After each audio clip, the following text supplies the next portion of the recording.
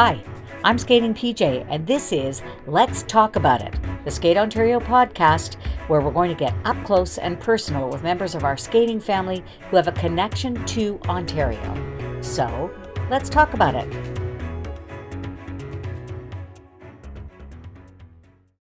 Hi, everybody. At Skating PJ here, and this is another episode of Let's Talk About It. Now, this is one of those scenarios where I am talking to a very old friend. We go way back to childhood, and this woman has done just about everything that there can be to do in skating. She is an Olympian. She's a five-time Canadian national pair champion. She's a choreographer. She's also a mom, which is pretty important. And she's done everything from winning awards like an Emmy to choreographing the shows we all know and love, to coming up with great concepts for television like Battle of the Blades. And I just can't wait to talk to her. So I am thrilled to welcome my good friend, Sandra Bezic. There you are. Hi, Sand. Hi, PJ. It's so great to be here. I am delighted. So you are one of the Ontario legends.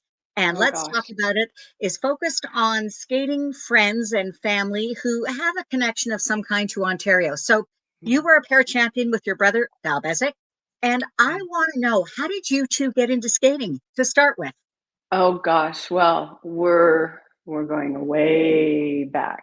Before ice was Uh, invented, I used to say to my Before students. just when ice was invented, maybe. And well, I mean, it starts with my mom, who grew up in Huntsville, Ontario, and was very, very poor. I mean, just outhouse poor, that poor. And fell into love with skating, like going to the movies. Oh, Sonia Henney, and that was her escape. And she somehow managed to talk an uncle into buying her skates. She was self-taught, and never, and then eventually moved to Toronto and never missed an ice capades and all of that. And anyway, the minute I was born, and Val too, but he was 3.5 years older than me, and so she kind of waited for me. And then the minute I could walk, she put me on the ice pretty much. So I started when I was about 3 years old at the Michael Kirby Skating School, which was a studio rink. It wasn't part of Skate Canada or anything like that. And Michael Kirby was a partner of Sonia Henney's in the movies. oh, And he wow. opened up these cool little studio rinks that were, say, 4 patches big. You know what I'm talking about when I say patches, where we did figures. And so there were these tiny little rinks. Maybe it was bigger. It's just, my memory. And so I skated there once a week from the age of 3 to the age of 7. Well, we both did, Val and I. And then we moved on to the Lakeshore Skating Club, where after my mother wrote Alan Burka, the great coach of the world champion Petra Burka, and asked if she would take us on. And so then we moved over to Lakeshore. And were you a pair to start with, like at 7 and 10? Well, no, although my mother really wanted us to be a pair, and that was one of the things she asked Mrs. Burka to do. And I would have been, we started with Mrs. Burka when I was 7, so about a year later, and Mrs. Burka really fought it. She did not agree. But then when Mrs. Burka would go away, she'd have a substitute coach come in. And one of them was Philip McCordick, who paired us up. I guess my Ah, mom talked to him, and my mother could be persuasive. yes.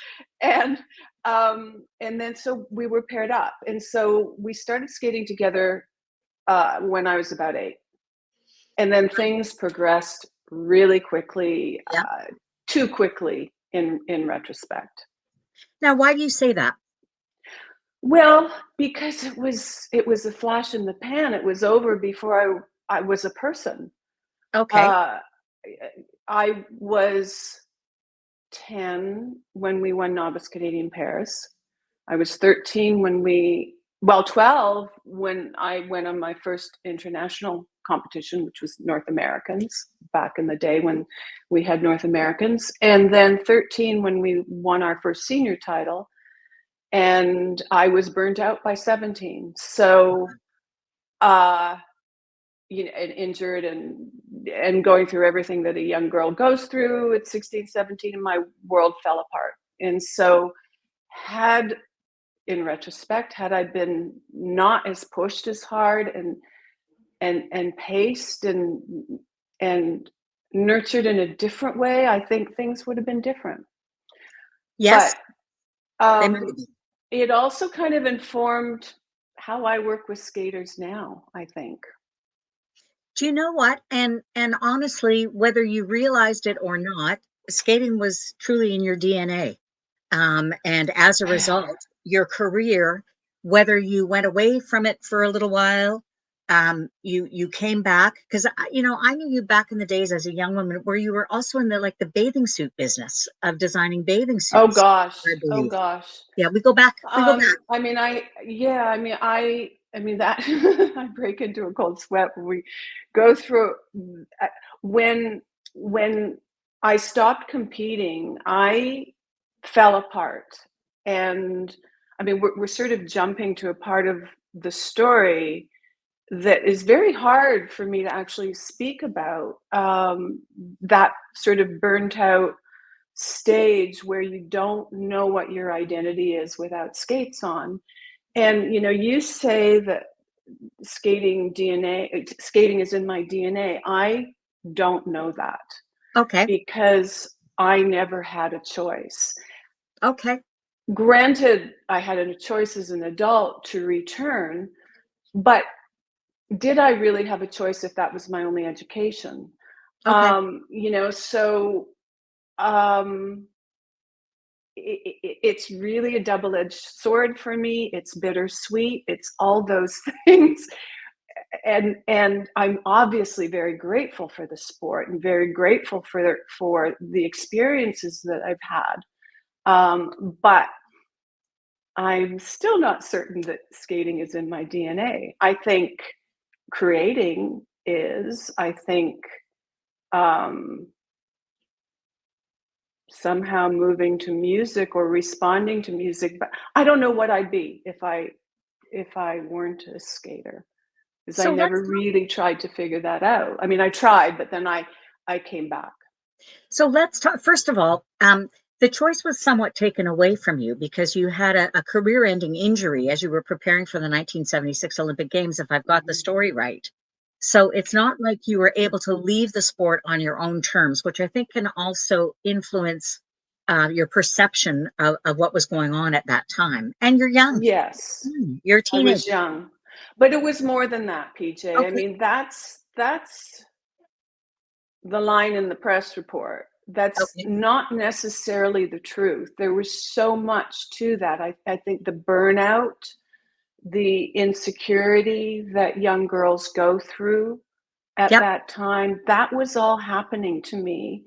And I felt like I had nowhere to turn. And there wasn't anyone in our community who kind of understood or had empathy for that. So I really, really felt like a failure during that time. You know what? I feel for that young girl. Yeah. Because as another young girl from that vintage, we Hmm. were looking at the very successful Sandra Bezic and thinking, wow, Yeah.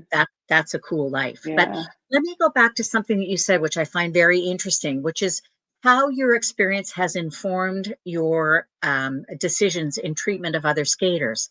Tell me what you see as the priority when you were working with skaters, and you've worked with a ton of them, including Yeah. Olympic champion Brian Boitano. So, how did your experience influence those decisions around young people?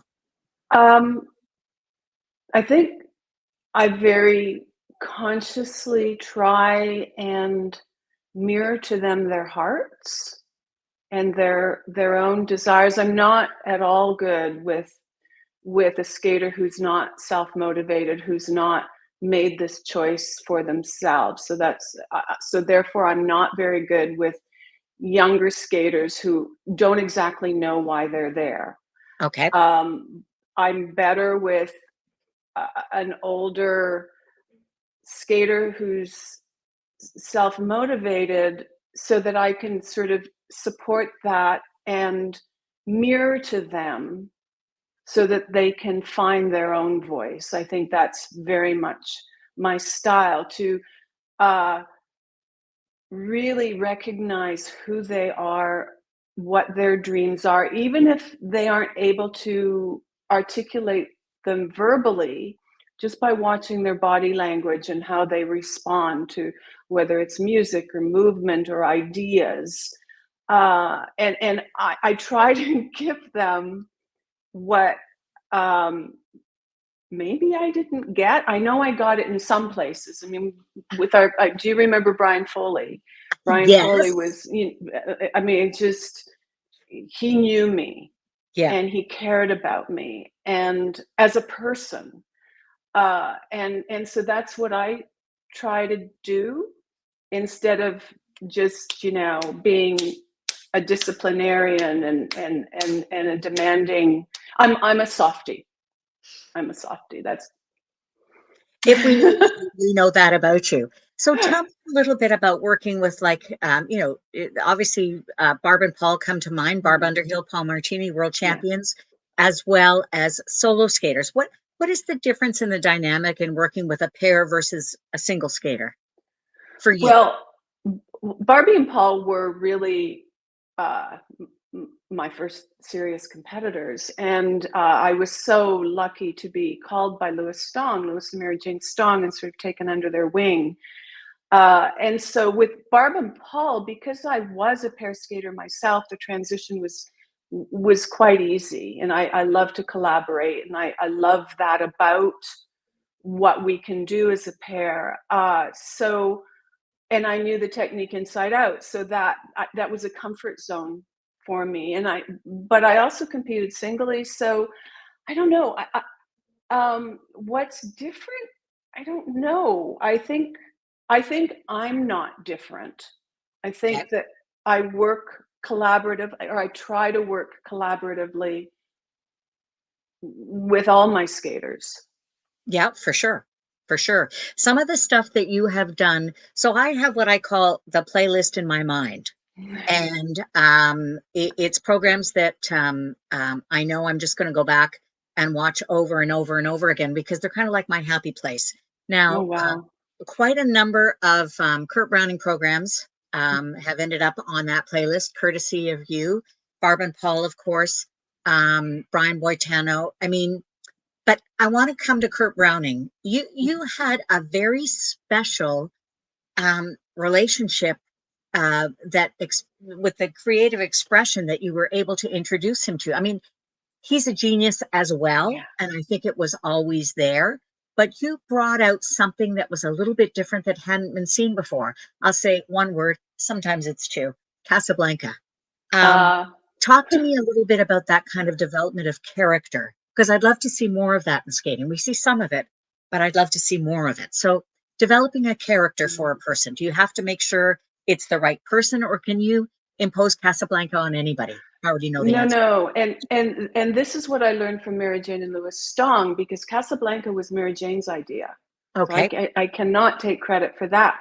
Uh, and what I learned from them was, again, to observe the skater and see what's in them that might be able to be drawn out. And she thought Kurt looked like Bogey, came across this music and said, "What do you think?" And then I edited the music together and started dreaming about the movement. But the other thing too was Kurt had already won the world title 3 times. And frankly, he was getting bored.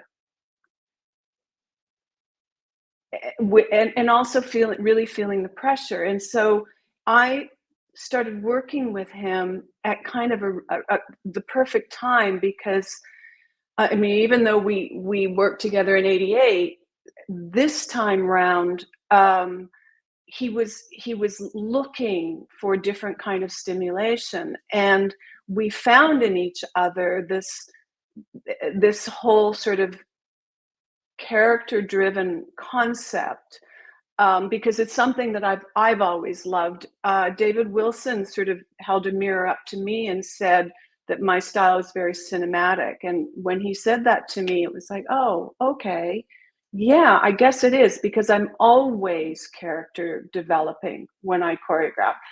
That's my favorite thing. So then when Kurt and I got together and we had this piece of music, we decided then together, how how does Bogey move, and what does this man, how does this man who, is at once sort of guarded but then at once very passionate, how do we explore this? And so I got Kurt at a time when he was ready, and then over the years it's become more of a collaboration. In the early days, it was more one-sided, and then as he began to find all his voices, because he has many, then it became more and more collaboration. And the other thing too is that when Kurt first came to Toronto, I don't think he'll mind me saying that he didn't really know how to train. I mean, he was extraordinarily talented and just then would throw his body in the air, not really knowing what would happen, didn't really think it through. And I would be like, you can't, you have to know where you're going before you throw yourself in the air. And you have to show up to the rink every day, and you have to do this and have to do that. And so I would try to kind of set some boundaries and some discipline around him. But then as he was maturing, he was doing that for himself. And so now, I mean, he's unbelievably disciplined, and that's why he's got the career that he's had. Mm-hmm. For I sure. mean, I mean, it's his own doing. I'm not Of course. taking credit for that. But you certainly you were certainly part of the journey. You know what I I was mean? part of the journey. Yeah. Absolutely. So speaking of the journey, you've had a chance to do some really interesting things. I read that you helped Marlon Brando in skating. Okay, how'd that work? It was for a Well, movie, it right? was for a movie, and I received a call from a producer, film producer, and he said, do you want to teach Marlon Brando how to skate? Like, well, this is an offer I couldn't refuse.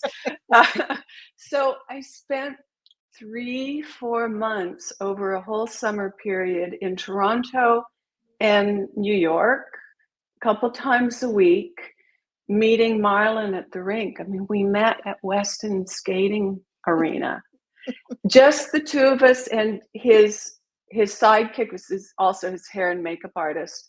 And the two of them would pull up in an old station wagon, like there was no entourage, no limo, none of that. He'd come in, we'd hang out in the rink for a couple of hours. He mostly would sit in the penalty box with his helmet on, because I made him wear a helmet, and just say, go skate. I'm just going to learn by watching you. So I would skate for him, or we'd skate around together, and he was pretty large, so I would be holding him up as best I could. And then we would stand over at the boards, and he'd tell me all these amazing stories. I bet. So that was my experience with Marlon. And then he decided that I should be in the film. It was, oh gosh, what's the film? It'll come to me. Freedom, I think. Freedom? Hold on. No. No. Hold on. I'm going to check it out. It'll come to me. The Freshman. The Freshman. There we go. And he decided that I should do a scene with him, and he decided that he should design my dress. He wanted it all chiffony and, so that it would float like a swan. But he forgot that we were going so slowly around the rink that no wind, so everything just sort of hugged my thighs and just kind of drooped. And I've got this ridiculous sort of French twist. But anyway, it was a great experience. And he was adorable. He was So, really lovely to me. I received flowers from him and little oh, anonymous gifts that's and lovely. notes, and yeah, it was Oh my great. goodness. Boy, that's something Yeah. you could tell the grandchildren when and if, but I'm just saying. Yeah. So I want to go to Stars on Ice. Yes. Way back in the day, and Stars on Ice is an annual thing for so many people to be able to watch sort of the current stars, see what's going on. Years ago, there was a bit more of a concept involved in Stars Yeah. on each of the shows. So, how much were you involved as far as like Oh gosh. costuming, casting, All of choreography, the it. whole thing? Well, I was the director. I Yes. choreographed with Michael Siebert and others. I mean, Jane and Yep. Christopher. I mean, lots and fabulous people. But I was the director, and the director is responsible for The whole pulling thing. it all together, for the concept, the costumes, the lighting, all of that, to direct. I mean, to gather the best people possible to work with, and then direct them, set an environment where they can all do their best work. And we, at the time, during the time, early 90s, we were selling out 60 dates, 60, 65 dates across Yeah. North America. So this was a really big deal. And so, two nights in Toronto, not just Toronto and Hamilton. I mean, it was crazy. And so for me, it was really a full-time job. As soon as we launched one, we started working on the next, and we took many, well, at least 6 months of pre-production, and then 4 to 6 weeks of rehearsal and lighting and all of that. It was a really big job, big deal, and we did very developed concepts. But that's because we had the time, we had the budget, we had the audience for it, and it was really, really fun and exciting. And I really enjoyed developing concepts for the skaters that developed their personality. So each year we would come up with different ideas to explore. I mean, that's how Kurt's clown came about. One of my favorites. It's in the Even plays. though he ended up not doing it in Stars in the States that year, that whole clown concept was actually a production number Oh, in wow. Stars on Ice, built around Tara Lipinski, because it was her first year of Stars on Ice, and we needed to somehow introduce her into the group. And so we did this. Oh gosh, it was long. I can't remember how long the production was, around her, and everybody. And the costumes were amazing. Jeff Billings made extraordinary costumes and design. So anyway, I'm jumping around, but I loved the process. I loved the job. I loved the crew and the production team. It's my favorite thing to do. My favorite thing to So, collaborate and create. was there one of those that jumps out at you as like, oh, that one was one of my favorites? Oh, Or are they all your babies and you love all of them? um, well, no, I think. I mean, I'm sure you're like this, PJ. When you make something, it's never quite good enough. So very seldom do you stand back and go, "Damn, that was good," because you just don't. You're always looking at what you could have done better. Uh, but there were some that I really loved what the skaters did with them, and how they honored the piece and then developed it as they learned to work with the audience. So do I? Oh gosh, I don't know. It's been so long, I don't even know what would jump to mind. I mean, I think what was the most exciting for me was actually getting comedies to work, because comedies are always the hardest. And Yep. so when you actually get an audience to laugh, when you had no idea whether they would or not, and you don't, as you're making it in a silent rink, you don't know if it's funny or not. You hope it is. So when you hear them laugh, that's really exciting. And when you feel that you've taken them on, the audience, on an emotional journey, you know, Mhm. whether they felt something, felt their hearts tug, or they've felt, you know, joy, then those are really the special moments. I mean, we did a spaghetti western. We call it a spaghetti western with, gosh, Katerina and Scott in the States, and she played sort of a woman dressed as a man. And then we didn't have Katerina in Canada, so I asked Herbie to go and drag You and be with that number. Katerina, Yep. and Herbie Eisler, and he just worked it and was fabulous. And he was really, really good, and that he really brought that number to life in a completely different way than Katerina did. So that was fun. But I don't know. You'd have to remind me what Well, we I'm did. going to remind you of another little project, Battle of the Blades. So hadn't been seen anything Yeah, like that in Canada before, yeah, really anywhere. Where was yeah. that moment? You've told me the story before, but that moment that made you think, because right? So Well, how did you do it? Kevin Yeah. Albrecht and I were watching Dancing with the Stars, and it was like the first season. And I don't know why he was watching Dancing with the Stars, but anyway, he was. He'll deny it. Um, and he turned to me and he said, "Do you think you could do this with hockey players and figure skaters?" And I just thought, well, that's brilliant. But oh man, it could be a gong show. And I said, only if it has a greater purpose, only if it means something, because you wouldn't want it to be a joke. And so I wrote it up. We took the idea to our friends at Insight Production. These are the people we made Kurt specials with and all sorts of skating. And it took us 3 years for a network to pick it up. CBC loved it right from the beginning, but the budget, it's a very high budget. And CTV didn't believe we could get the hockey players. And we actually didn't know if we could. But anyway, CBC picked it up. And then it was like, oh my God, we have to actually now step up and deliver. And I booked all the figure skaters. I was very specific that they had to be pair or ice dance women, um, because of, well, for obvious reasons. And Kevin booked all the hockey players from that first season.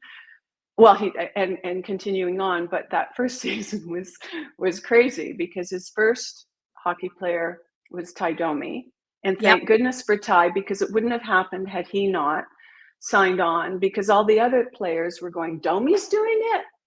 Okay, well, I'll listen. And nobody knew. I mean, we just didn't know. We just didn't know if this would work or not. So we did a boot camp in the summer time. We brought in as many hockey players as we had, probably, I don't know, 6 or 8 or so. They weren't all committed yet. And then we brought in the figure skaters, and we put them on the ice together just to see what would happen. And I remember the women taking the players' hands and saying, okay, come on. And they were all in hockey skates at this point. But the women took over one by one. They just grabbed those guys and went. And the guys were blown away, totally got into it and loved it. And I remember looking up at I was on the ice with Paul Martini, and Barb Underhill was there. And I looked up at the rest of the producers, Kevin and everyone from Insight, and we just all knew this is magical, because hockey players and figure skaters are all cut from the same cloth. They're all disciplined. They all want to work, And or want to they win. all want to win. Yeah. And it was just electric. We still didn't know what would really happen, but we knew on that day we had something. Amazing. Okay, I'm going to fast forward to another thing. Okay, I want everybody to know I have crave. Why do I have Oh, crave? Because I have nothing. No, not I have nothing. You, I have nothing. The we amazing all have show, nothing. yes, that you did with Carolyn. Carolyn, last Taylor. name. Thank you very much. I don't know where it went. Comedian. At first, I thought it was going to be. I binge watched it all in one sitting Oh, when wow. it came out, and I still have crave because I want you to do another season of it. I don't know how. Yeah. But I just I thought it was going to be maybe slapstick, maybe all just comedy. And you know what? This is what I want to tell the audience. It is actually a love story to skating. It Yeah. is a tribute in the most wonderful way. Carolyn takes her love of skating seriously. And yes, there are some very funny moments in because David Peltier is still one of the funnier people that I know in my life. And he and his bride, Katerina Gordieva, are the pair. But tell me where that came from. I mean, I know it came from a bit with Carolyn's act, but really, get crave, people. You're not going to regret it. There, I've said it. Well, yeah, thank you for that. We're all very proud of this little series. Carolyn, Carolyn, well, I think people will know her from Baroness Fun Sketch series. Hilarious. She's one of the brains behind that. And she was driving in her car one day and a song came on the radio, and her first thought was, this would be an amazing piece of music to skate to, for a pair to skate to. And she's not a pair skater. And she's not a skater, let alone a pair skater. Say that's true. And but she's a Canadian. Yeah. and she said, and she should be the one to choreograph it. So this is this comedian driving in a car, truly having this vision. And most people would just leave it there. Well, not Carolyn. She pursued developing it, and so she turned it into a stage presentation. Her background is sketch comedy, and so she does this whole stage act to this song, and she plays. And her muses are from '88, so it's not that she's in love with skating. She's in love with skating from 1988, very specifically. So in her mind, the muses, though, are Katarina Witt and Kurt Browning. And Kurt Browning has a chair because in her mind, all skating numbers should have chairs. And so she does this whole stage performance, miming the number and the whole thing. And it's brilliant, and it's very, very funny. And then she decided, someone said, well, actually, maybe she just decided that maybe this could develop into a whole show. And I received a call from one of the executive producers with whom I'd worked previously on Battle of the Blades, actually, Julie Bristow. And she just said, I have this comedy and I would like you to speak to Carolyn Taylor. And I was just like, oh, comedy and figure skating, please, no, please don't Make a use my mockery. sport this way. This is what's going, Yeah. don't make a mockery. Like, we Yeah. can be foolish on our own Yeah. without any help. Thank you. And yeah, and so this is all going through my mind as I'm saying, sure, I'll take a call. And they sent me the pitch doc, and I really didn't want to like it. And I started laughing just as I was reading it. And then I had a call with Carolyn, a Zoom, because it was during COVID. And I fell in love with her immediately. I loved the team, Zach Russell, the other director, and the executive producers. And I just said, I'm in. Whatever you want, I'm in. So then we had to sell it. And so I called Kurt and said, will you join us to do a sizzle reel, which is like a little mini presentation of the show. And so we went out to Oakville Arena and shot a few things. They edited together fabulous sizzle reel, and Crave picked it up, and the rest is kind of history. It really is a love story, a love letter to skating. Love letter. Yep. A love letter to skating from Carolyn. It is very funny. It's about the 88 and 88, the stars from 88, and there are so many cameos. I mean, I did, make a lot of calls and pull in a lot of papers, but the cast is, I think, pretty darn special, just to see all these. I mean, Brian Orser and Barbie and Paul, and just all from that era, and then a few from now, like Elage makes an appearance, and then of course the pair, because it had to be Patty and Dave. Yep. It had to be. So that was fun to make that happen. So we're very proud of it. It was a labor of love. It really was, and I think it's a charming show. It and is. I'm in it, sort of You're me, but wonderful. not me. Well, it's I mean, just, I'm kind of bitchy. you know what? It's so much fun to watch. And it's fun because it's kind of like an inside joke, like some of Yeah. the stuff. Seeing Peltier's face as he's looking like, huh? You want me to what? Is just, and And all of that's real. Like, yeah, I'm I mean, sure of it. I was directed, and then but the rest of the cast really, it's for real. It's a documentary / comedy. It's its own genre. But it's just, you can tell she loves the sport Yeah. like you and I do. So Yes. that And the part just came through. people. Yeah, that's what I mean. Yep. Yeah. Yep. Yeah. It means a lot. And she has a lot of respect for sort of Yes. what goes on the ice.